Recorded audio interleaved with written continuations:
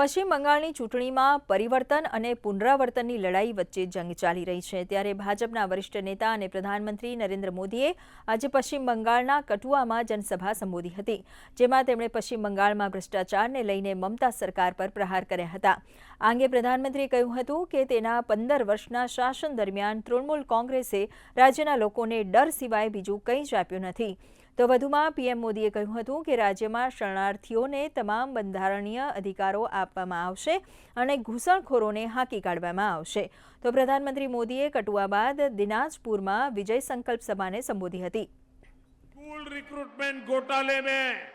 CBI ने red डाली थी उसमें भी टीएमसी के एक विधायक के घर से लाखों रुपए कैश मिला था पौजी स्कीम के भ्रष्टाचार में भी टीएमसी नेता के यहां से लाखों रुपए बरामद हुए भाइयों बहनों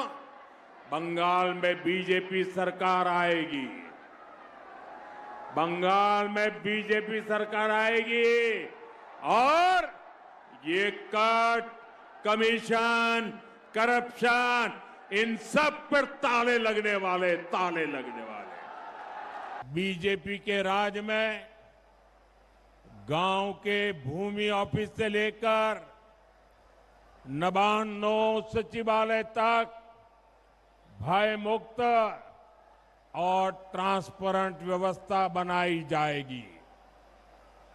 इससे पुलिस व्यवस्था भी चुस्त दुरुस्त होगी और सिंडिकेट की जगह हर काम के लिए पारदर्शी टेंडर प्रोसेस बनाया जाएगा।